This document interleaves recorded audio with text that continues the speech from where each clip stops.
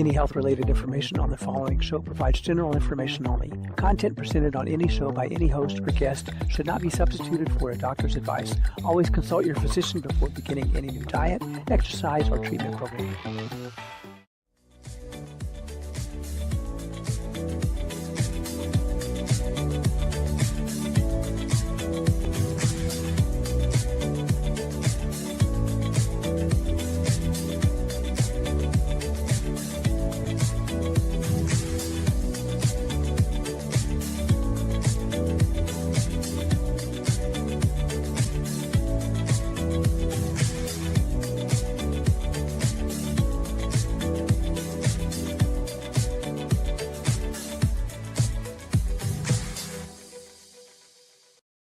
It's time to stand up, speak out, get involved, and let's be intentional.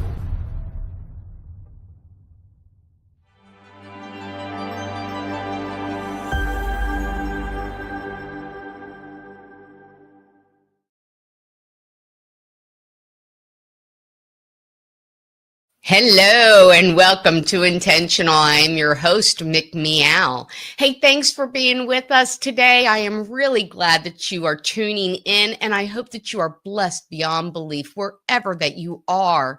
Now, if you're catching us right now and you're catching us live, please drop a comment in the chat so that we can connect, and also hit the like button, hit the subscribe button, share out the interview. We just really appreciate when you guys do that for us. So thanks. Now, before we jump into the show today, as always, if you are a teacher, if you're a police officer, if you're a first responder, or if you are just that good Samaritan that is out there on the road, because of the massive fentanyl crisis that is plaguing our nation, we must be prepared on how to combat it. So take a look at this. Hey, I want to be real serious with you. One of the biggest scourges caused by the open border crisis is the flow of uncontrolled fentanyl. 70% of last year's overdose deaths were attributed to fentanyl. It is 100 times more potent than morphine. 2 grains can and will kill you. At the fentanyl test, they have created the first test that can detect deadly fentanyl down to 1 nanogram per milliliter, because every life is precious. Go to thefentanyltest.com and use promo code MEOW for your 10% discount off your order today. Ladies and gentlemen, let's get intentional. You know, the financial incentivization that occurred during the height of COVID is not a conspiracy. The CDC itself provided a communication about it. They said, as we reach a critical juncture in the COVID-19 vaccine response, in which vaccine supply is outpacing the vaccine demand, it is important to expand strategies to increase COVID-19 vaccination rates. Effective July 30th, 2021, the funding of incentives up to $100 per person for COVID-19 vaccine recipients is allowed. Well, who didn't see that, or who didn't hear about the free fries, the free beer, the free weed? You know, get your shot and then you load up and you party. You know, we saw it all through the height of COVID. But that was just the tip. There were company payouts for the COVID countermeasures, like through the Health and Human Services contracts, paying out approximately $1 billion for testing. Dr. Mary Talley Bowden revealed that she was offered a $1.5 billion incentive from Blue Cross Blue Shield to COVID vaccinate her patients. There were pharmaceutical payouts for countermeasures, like Gilead, the maker of remdesivir, who received federal funding for studies and trials. And by December of 2020, they received about $162 million. or Pfizer, that received $5.3 million from the U.S. government for 10 million Paxlovid doses. Hospitals were also financially incentivized, administering remdesivir as paid approximately $3,000 for a 5-day course rather than $1 for ivermectin doses, and Gilead earned, lucky them, $4.2 billion in sales in the first 9 months. Wow. Talk about money, money, money. In the urban and rural hospitals, CMS, that's the Centers for Medicare and Medicaid, issued a base 20% add-on bonus payment for all diagnostic-related groups, which are also known as DRGs, those treatments. An example of a DRG payment to a hospital under the CARES Act would be acute respiratory distress syndrome with a secondary diagnosis of other coronavirus as the cause of disease classified elsewhere. And a respiratory system diagnosis with ventilator support that was greater than 96 hours had a payment of approximately $40,000. Now, the federal agency, the CMS, which is, again, the Centers for Medicare and Medicaid, is within the United States Department of Health and Human Services. CMS administers the Medicare programs, and they work in partnerships with your state governments to administer Medicaid. HHS paid hospitals for all of their administration of countermeasures during COVID through the CARES Act, the Coronavirus Response and Relief Supplemental Appropriations Act, and the Americans Rescue Plan Act. To receive these federal funds, the hospitals and facilities had to follow strict guidance, protocols, and mandates from the NIH, which is the National Institutes of Health. The financial incentivization and payouts by federal agencies and officials that occurred at the height of COVID has not been investigated. And today, we have the perfect guest to talk about this. So everybody buckle up for the ride, because we have AJ DePriest and we have Rafaela Cadena with us. And so Rafaela, let me introduce them a little bit. Rafaela Rachel Cadena is a paralegal by trade. She has been a child advocate in the juvenile court system through the court-appointed special advocate and foster care review board for over 25 years. When COVID hit, Rachel pivoted to civil rights and civil liberties through serving as the state leader for America's Frontline Doctors. And while serving in that role, she worked with others across the country on fighting tyranny and helping leaders of medical freedom legislation, locating freedom doctors, pharmacies, and exemptions for work. Now, AJ DePriest, that is somebody that I shouldn't have to introduce to any of you. She is magnificent. She has been a healthcare policy analyst and researcher since the early 90s. And in January of 2021, AJ founded the TN Liberty Network, which is a Tennessee-based think tank, and it had 28 members that were instrumental in supplying state lawmakers and other policy leaders across America with actionable intel on issues ranging from COVID mandates to hospital incentive schemes to illegal immigration, election integrity, and government-run education. In January of 2022, the group's research led to the exposure of the ESHER 3 funding, the ties to COVID-related mandates in the U.S. schools, and their second white paper was on the financial incentives to hospitals that was released in April of 2022.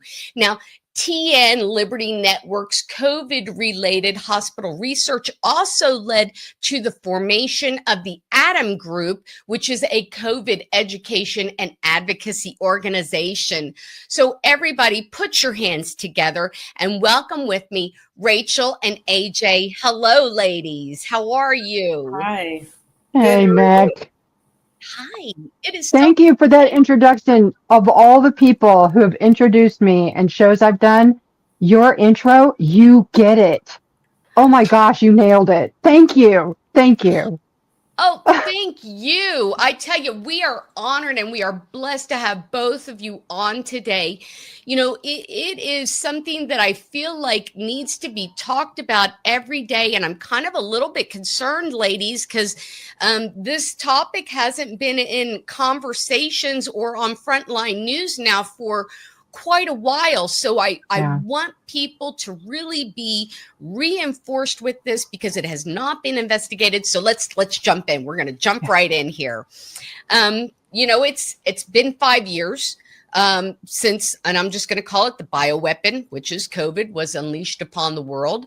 And according to the CDC, I just found this the other day, 9/25/25. It says that 1,235,651 Americans died of COVID. Now, we know that really came from the hospital protocols. And even RFK Jr. ladies has discussed how the U.S., with only 4.2% of the world's population, had 17 to 18% of the global COVID deaths. And I'm going to point my finger to the fact that federal incentives were paid to the hospitals, and that ensured that there would be a rewarded compliance. And to me, it created this link of intent and fraud. And the reason why I believe unethical and criminal behavior occurred during this campaign. And so that's really what I want to focus on today. AJ, I want to kind of turn it over to you because you, and I know Rachel worked on this with you. Americans need that reminder. What TN Liberty Network, that think tank, uncovered.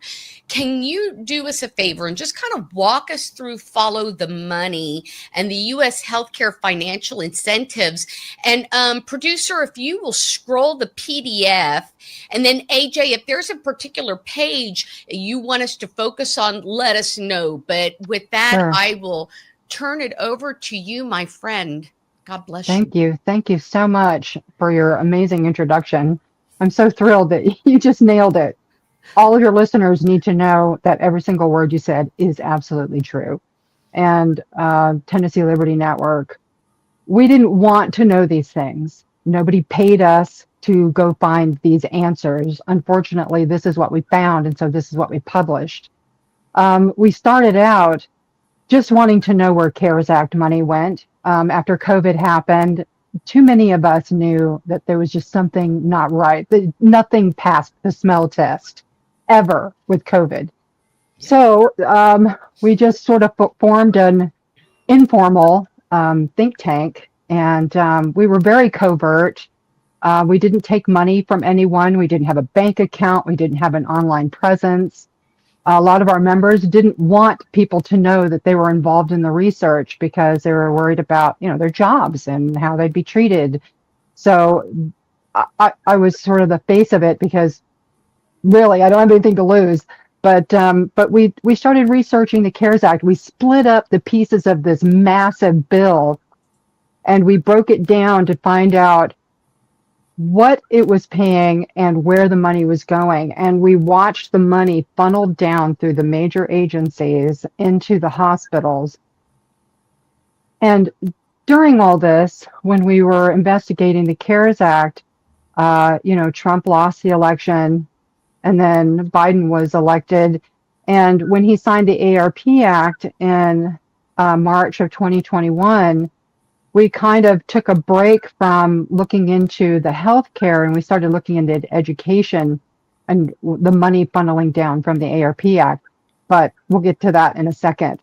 When we started going back to the medical, we realized how connected it was to the deaths in hospitals, and the formation of the Atom Group really sort of brought us into the hospitals where we were watching the protocol at work killing people. And so you can see that this is the DRG page that you're resting on right here. And what you said about the DRGs was really important, because it wasn't just a COVID patient came in, they went through this protocol, they were put on a ventilator for 96 hours and they got $40,000. No, it wasn't $40,000. They stacked DRGs. That's what we discovered in our research, was that a patient came in, they were given a DRG diagnosis when they came into the ER, they were paid for that DRG. They were given a DRG for the next diagnosis, it could have been ARDS, they were paid for that diagnosis related group. And they stacked them. So one patient could have 20 to 30 DRGs associated with their name, and that hospital would make millions off of just one patient because they were stacking the DRGs. Every patient had several DRGs associated with their diagnosis, plus the bonuses that they got for using drugs like Paxlovid and Molnupiravir and Remdesivir. And then they got another 20% bonus for something else. And it was just a never-ending financial stream going into hospitals to follow a very specific protocol from the NIH and CDC. And looking through the NIH protocol, thank God for Wayback Time Machine, because from the very beginning, the way they wove different things into those protocols, they claimed that, they just didn't know what to do with COVID. They didn't know. So they were just trying all these things. But all the things they were trying were things that were paying the most money to hospitals, the most money. They wouldn't use ivermectin. They wouldn't use, they even stopped doing platelet-rich plasma. And what was the other one that they did for a while? They had an EUA for it.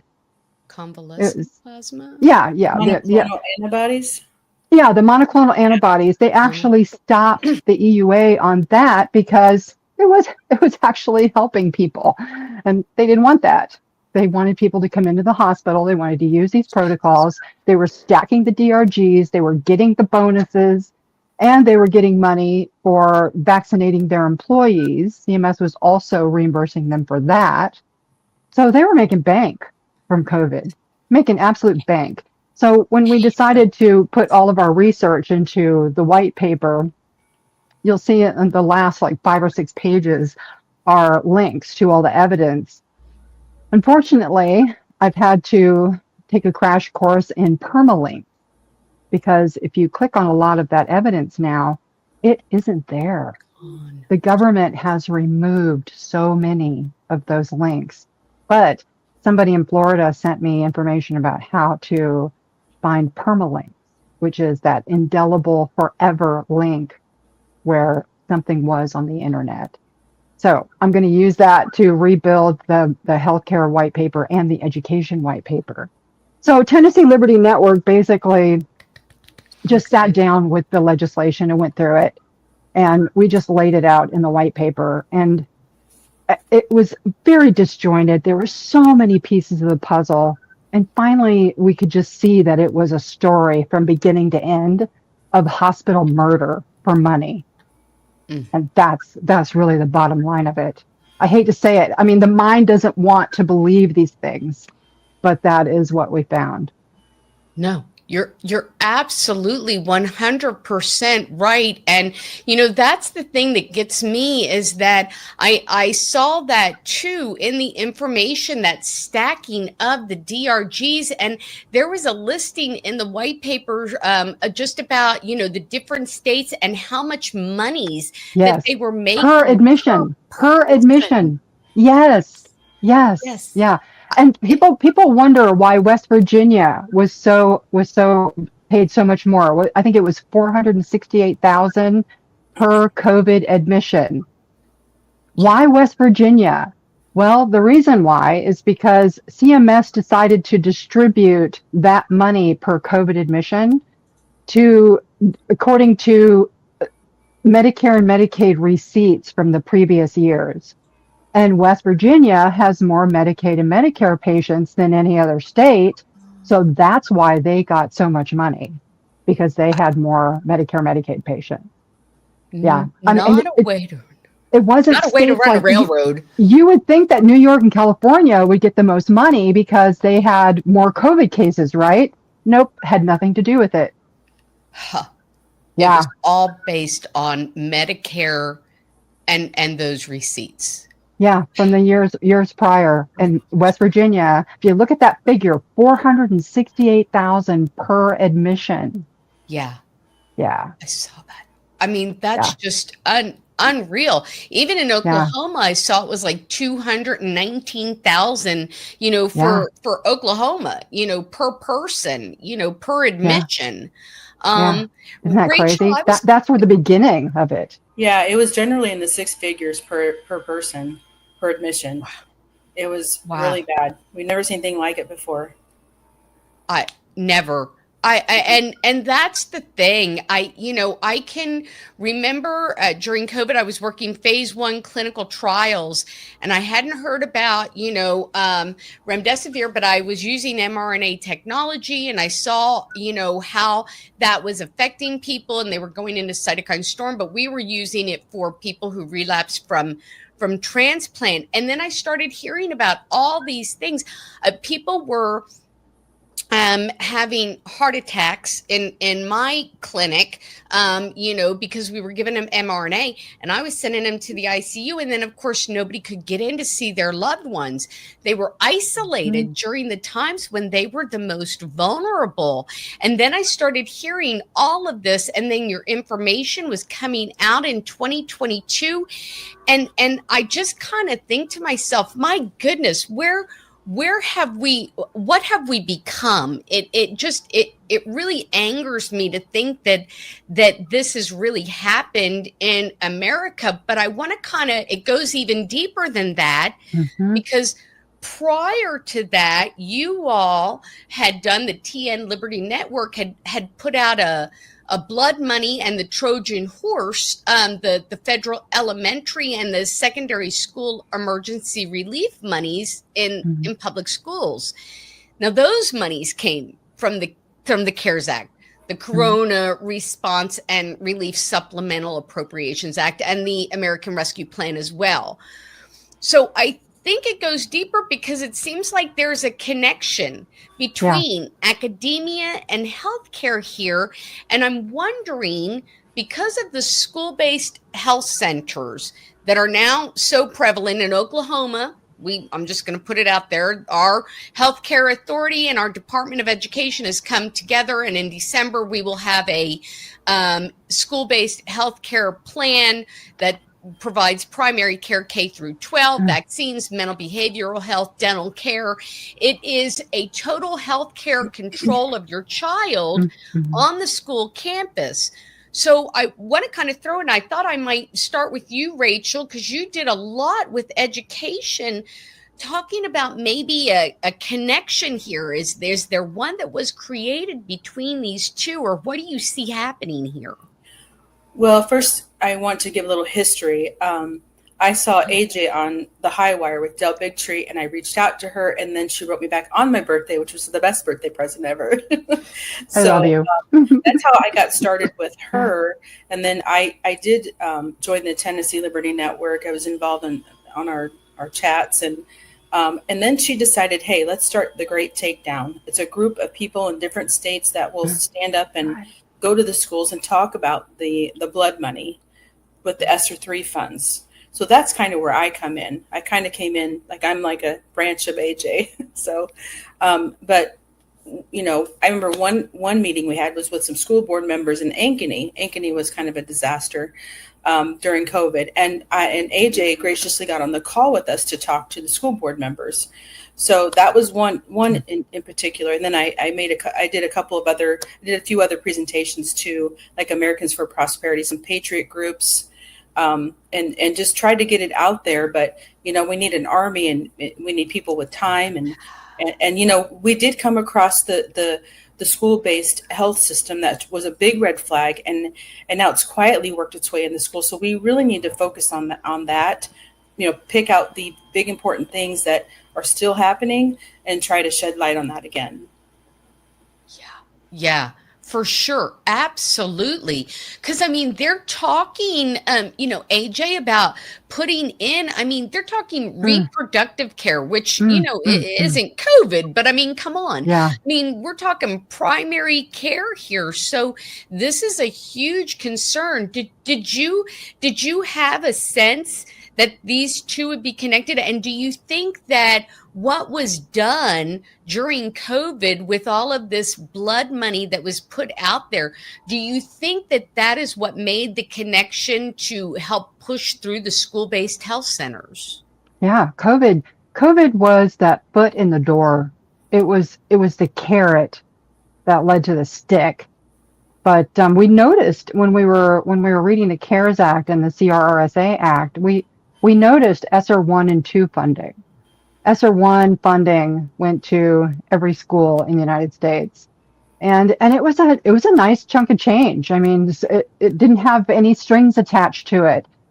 Kids were out of school, so that money was supposed to be used to help schools set up remote learning opportunities, lunch programs to help feed kids who were getting meals in schools.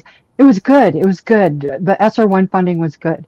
ESSER 2 was even more money to all the schools, and it was to be used to continue the ESSER 1 funding and no strings attached. But that was when Trump was in office. When Trump left office and the ARP Act was signed by Biden in March 2021, then ESSER 3 funding came out. And this is what people need to know, because this is how sneaky they did it. This is what they did. They gave schools, every school in the country, 2/3 of the ESSER 3 money. Okay. And let me tell you, this was more money than schools have ever seen from the federal government, ever in the history of government giving, ever. Okay. So they gave them 2/3 of that money. They didn't get the 1/3, the final 1/3 of the money, until after the interim final requirements were released as part of the ARP Act. 3 weeks later, those requirements went to the schools. They had to complete 4 different plans to submit to the federal government that had to be approved by the Department of Education at a state level and at the federal level before they would get that final third. As far as I know, every school district in the United States submitted plans. Did they necessarily comply with? Some of them didn't, but they still wanted the money, so they completed the plans and sent them in. And as far as I know, there were several districts in Texas that did not want to have any of the money. They didn't want to inflict their citizens in their towns or their kids in their schools on what the government was doing. So they actually rejected the money. Some of the municipalities actually sent COVID money back. But almost all the schools, though, took the money, and the requirements were really simple: universal and correct wearing of masks. So people wonder, why were they masking kids? Money. That's why they masked kids. Check the checkbox on the district plan. Yeah, the district plans, they were just a checklist: universal masking, COVID testing in the schools, quarantine, isolation. Social emotional learning was part of the requirements. Yes, and we know that's CRT, we know that's DEI. So social emotional learning was part of that. And last but not least was the mental health.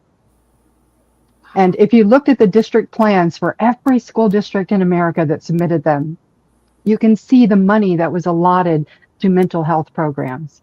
Yes. And I looked at almost every school district in Oklahoma, and I can tell you that they allotted a lot of money to mental health. Tons. So we started seeing, though, in other states, we started seeing actual legislation. And back in 2022, it was like Utah, California, not Wyoming, Portland, the Portland School District. They started working on regulations and even laws. I think it was Utah. Started passing laws about school-based health clinics and implementing those. And we started seeing Colorado, that's what it was. Colorado. We started seeing that they were not only offering health related assistance to kids inside schools, but they were going to give vaccinations, including the Hep B. They were going to start providing birth control, treatment for sexually transmitted diseases, sex education, according to the UN health standards, was all under that mental health umbrella. That umbrella, everything in it, we started seeing other states actually passing laws. And so we were warning people, weren't we, Rachel? Yeah. We begged people to see what was going on. And now we're seeing it in a lot of conservative states like Oklahoma. It's shocking. Yep. It truly is. I mean, we're getting ready to start our school-based health centers in December. And, I mean, and things are just, it's like things have just kind of moved forward. And it's like, well, wait, we haven't gotten to the root of the problem here. We can't just say, okay, this is great, and we move forward. There's a lot of deep-seated issues in here that need to be picked apart. I do want to go back to the incentives, because talking about the hospital incentives, because and even with the school, but there's not been any significant movement to unravel that web of mandating all these harmful policies for profit. And we know that there was other massive fraud. There was like a $500 million nationwide scheme that involved a company. Yeah, you saw that, where they were billing Medicaid, Medicare, TRICARE. They were doing COVID-19 testing, but they were never done. I mean, they were charging them, billing for them, but they were never done. And then many across the nation are really engaging in trying to obtain accountability and justice. They're expressing concern because they're like, okay, the topic of the financial incentivization and the hospital deaths, they appear to just be taking a back seat, and they're not really part of the conversation anymore. So I want to kind of turn it back to you all and get your thoughts on that. Are we just being memory held? We're just a memory hold and move on? I mean, I don't understand here why we can't get anyone in the federal government, local government, anyone to just kind of dig in and say, wait a minute, and I'm talking about somebody who's got, some power, somebody who's got, somebody RFK Jr. Right. Yeah. Somebody with some big name. Get him on. Connect us with RFK Dell, okay? That's what needs to happen, because I mean, I heard, and I think I posted it on my Facebook, there was a video of RFK Jr. talking about the hospital deaths during COVID. Yes. And it was just the briefest comment, but I was like, oh my God, he's really said it. He said it. People were murdered for money. I mean, he didn't use those words, but he was right there. And I just thought, if he only knew the corruption that murdered over 1 million Americans in hospitals, needless deaths. I mean, it was murder for money. period. If he knew about the CMS waivers that allowed hospitals to deny patient rights, to isolate them, to quarantine them, to keep family from them, Oklahoma has a law called the No Patient Left Alone Act. Did you know that? Yes. I used that law to rescue my father from an Oklahoma hospital. They were trying to kick my stepmother out of the hospital, and they were going to give him the NIH protocol and murder him when he had COVID. And I used that law for Comanche County Memorial Hospital in Lawton, Oklahoma, to get my dad out of that hospital. And that was the only reason why I was able to get my dad out. I was in Tennessee. I mean, I was getting ready to jump in my car and drive 13 hours nonstop to get there and wrangle with this hospital. But we did that for thousands of people all over the United States to get them out. Wow. Wow. God bless you and thank you. And you brought up something that I want to touch on. You mentioned the 1135 waivers. Can you mention that? Because I don't think a whole lot of people are familiar with that those waivers were taken away, and that's what took away our rights. Yes, that's right. And they first came out in March of 2020. That was when the first version of the waivers came out. And all in the name of COVID, of course, but their goal was to isolate patients, to keep their families out, to keep them in the hospital, to not let them leave against medical advice. It was really the first time anybody has ever seen anything like this in hospitals, honestly. Before COVID, if you tried to isolate a patient from their family, from their pastor, from their family doctor that doesn't have privileges at the hospital, you would be sued into oblivion. Yeah, right. A family could sue and rip the financial guts out of a hospital for that behavior. But the CMS waivers allowed the hospitals to isolate people. Part of the waivers were to not give patients food and water for a certain amount of time. And the reason why is because they thought nurses were so busy that patients were just going to have to go without. And so there were patients that were dehydrated, that had soiled themselves in their own bed and were laying in their own feces, and no one would come to clean them or help them. And their families were not allowed to come in. There were people who were doing FaceTime with their family. The patients would be denying, saying no to remdesivir. And the waivers would allow them to administer treatments to patients without consent. Yes. And we saw video of nurses hanging remdesivir treatments from the IV pole and connecting it to the patient after the family and the patients have said, no, we don't want that. And that's what the waivers also allowed for foreign doctors and nurses to come into our hospitals. They wouldn't let family doctors come in and treat patients with their own protocols to help patients get well, but they allowed foreign doctors, they allowed doctors whose licenses had expired, had been revoked, to come in and practice. Yeah.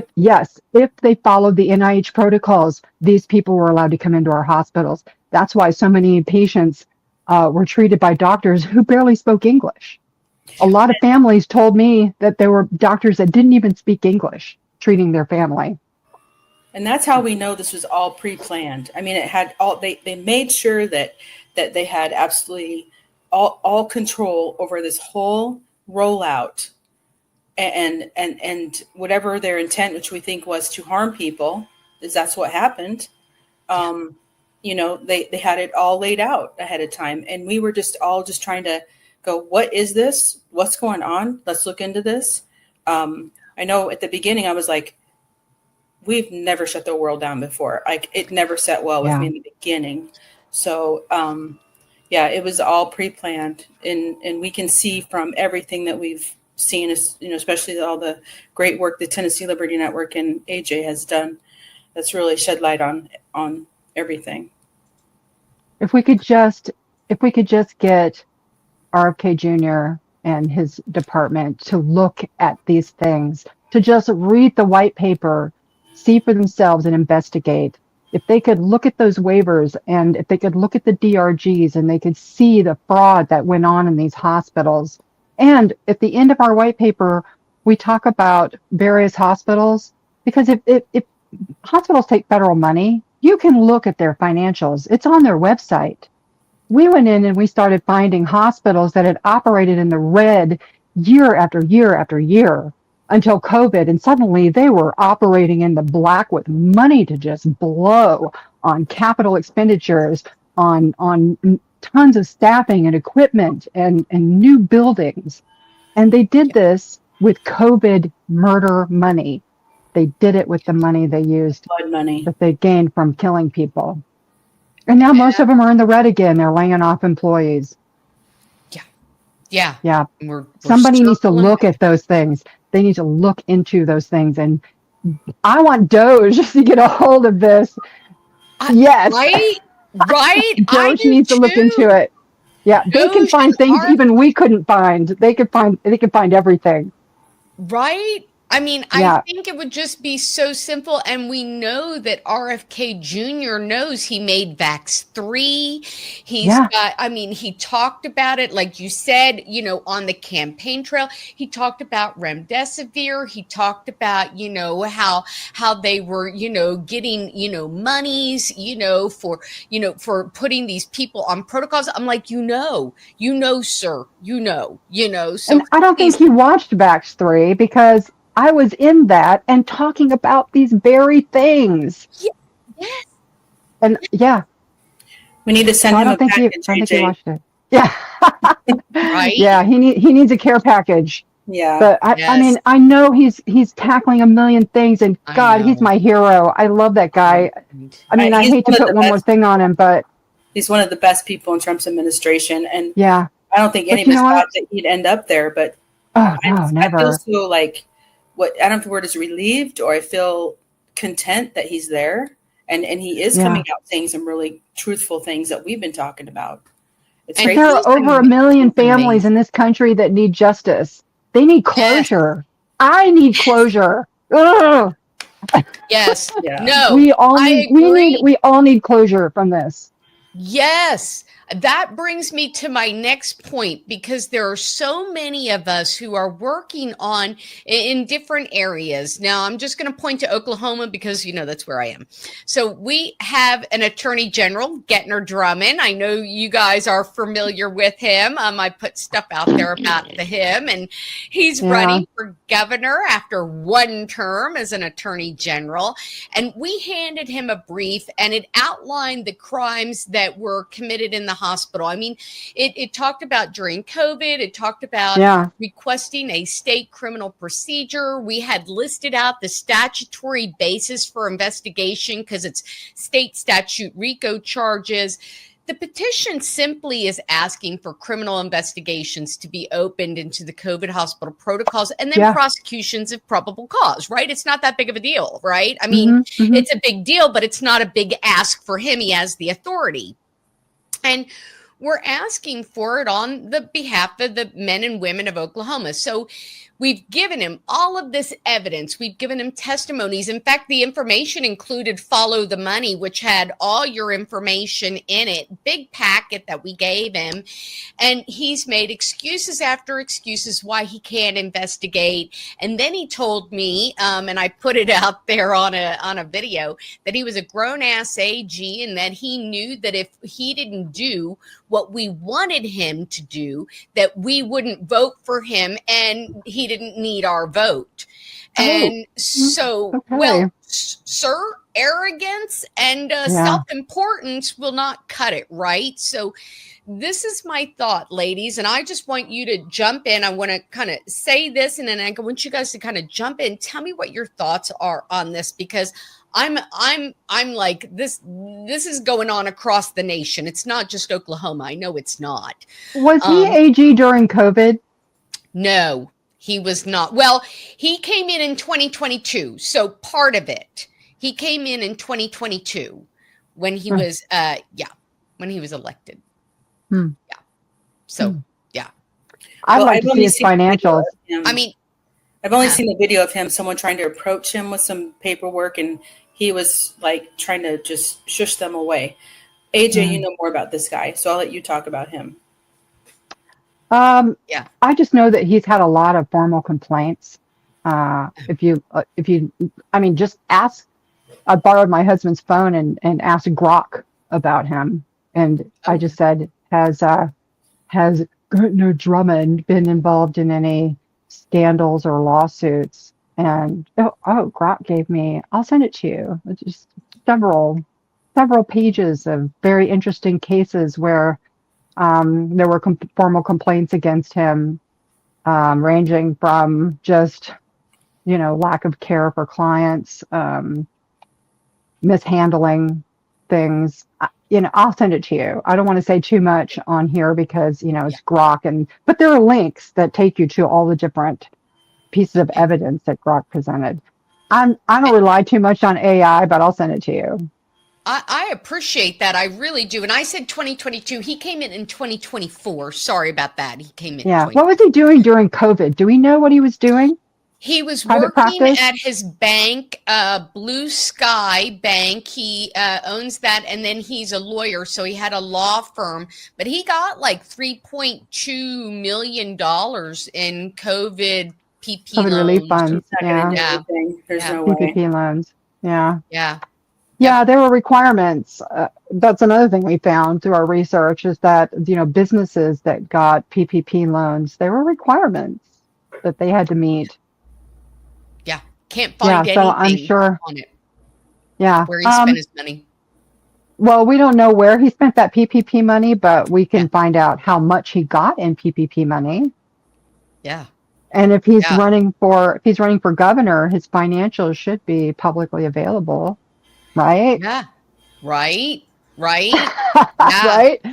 I mean, Yep. I think that's what we're trying right now. We're just saying to him, we've given him all of this information, and we're simply saying to him that, he's asking to be governor. He's asking people to entrust him with more authority and responsibility, but he's refusing to do his job as attorney general, ladies. And when the citizens you are supposed to protect have come forth and they presented evidence, and that is clearly within your authority to investigate, and you say, nope, I don't have any time for you. Nick, you know what I need to send you? I'm going to send you the exact figure of COVID deaths in Oklahoma. Okay. And they're hospital deaths because nobody died from COVID at home. That's Nobody. right.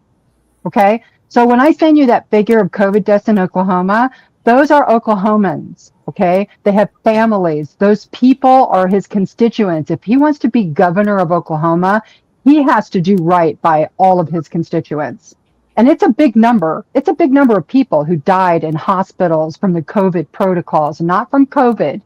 He has an obligation to research this and find out if there was any wrongdoing. And if he does his job, if he does it right, he's going to find out that there was wrongdoing, that there was fraud, and that there was flat out murder.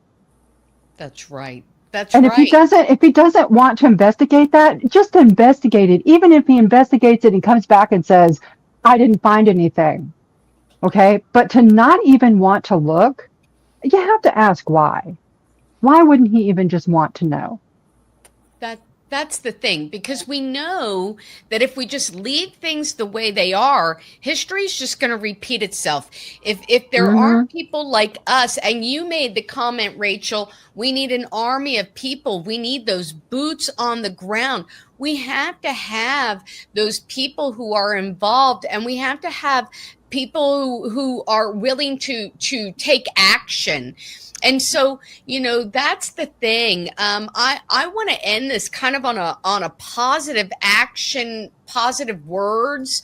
I kind of want to toss it out to you ladies and just say, what would you like to share with the audience? If you could just give them a few words of what you think either needs to come next or hope for the future or whatever. I want to throw it to you guys and see what you think.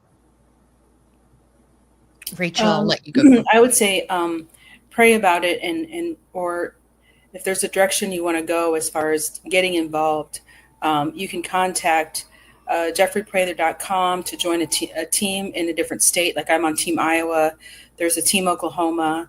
And we do things like we shed light on, COVID stuff. But one of the big things we're doing is human trafficking component of educating the masses about that.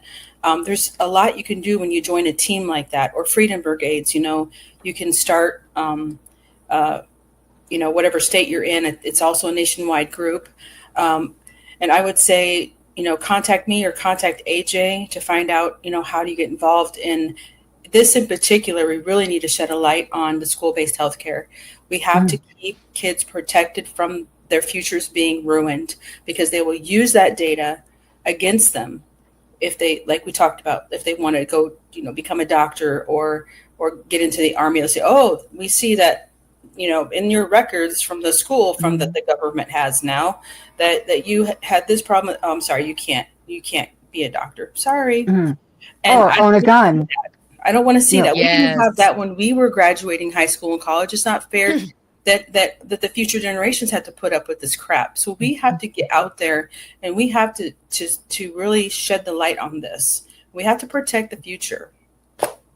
Yeah, right on. Absolutely. 100%. AJ, did you have anything to add to that? I just remember when we started Tennessee Liberty Network, and we still do have the Telegram, the Great Takedown groups for every state, and so people can go to Telegram and look for the Great Takedown. And if you contact me or Rachel, we can introduce you to the admin for those. Her name is Amy. She's amazing. She administers all 50 states. So that's a really good way to meet other people in your state, whatever state you're in. But, we started out just starting small fires, just everywhere, just small fires. And I know that, Rachel just said it, human trafficking is an issue. COVID is an issue. Education's an issue. Election integrity is an issue.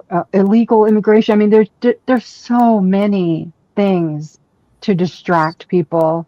So find that one thing that you're passionate about and just start getting comfortable with being uncomfortable. Be loud. Do not be silent. Don't let anybody shut you down. Just keep speaking out. Keep getting kicked off of Facebook and X and all those things, because when you do, you're doing something right. And so just find another social media outlet and just keep screaming at people until they finally listen. Amen. The silence is compliance, and we will not comply to Never. horrible things that they want to do to people. So we have to speak out. That's right. You are absolutely right. We have to speak out.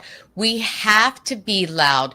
We can't be silent, because our lives end, as Martin Luther King Jr. said, our lives end the day that we become silent. That's it. We cannot lose our. Amen. And I want people to be aware that there are organizations out there. I'm a board member of Betrayal Project. It's betrayalprojectusa.org. Yes. We are pursuing accountability and reform through action and public awareness. All of us are, and we are working to end those draconian policies and protocols and prevent the weaponization of medical mandates against citizens. We support any eyewitness to COVID-related crimes against humanity, and we want to empower you to share your testimony. So go to betrayalprojectusa.org. Ladies, this has been phenomenal. I'm so grateful that you came on. I'm so grateful that we got to rediscuss about these financial incentives. I would love to have you guys back on. We need to keep the conversation going. And, I agree. We just need to keep bolstering up people. And here's the information. Now get out there, go forth and use it, That's right. That's right.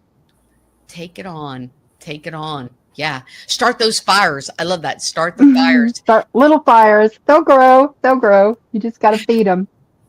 Amen. Amen. Well, thank you. I want to thank you personally for doing this and for just stating the problem so succinctly. It's very rare to have a host that actually, I'll tell you, there are some really big, and I'm not going to mention their names, but very big, very high powered people with shows that don't have a clue what their guests are going to talk about. But I'm so impressed by you.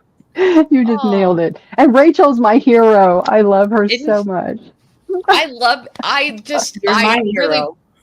Well, you are a hero. You are both heroes. And I tell you, when I connected with Rachel through the Freedom Brigades, and she had said, we were starting to talk, I was like, oh my goodness, this is a kindred spirit. And AJ, meeting you, I'm like, oh my goodness, it's like sisters, So I'm like, I'll come see you next time I come to Oklahoma. Do pass through. I will. We'll get some coffee. We'll hang out. I go there a lot, so I'll see you. I love it. I love it. Thank you both so much for coming on. And I really appreciate all of you for showing up today. Thanks for stopping by. Hey, listen, we're going to see you next week. I want you to remember that resistance is not futile. Never comply, because resistance is not futile. And blessings to you all, always.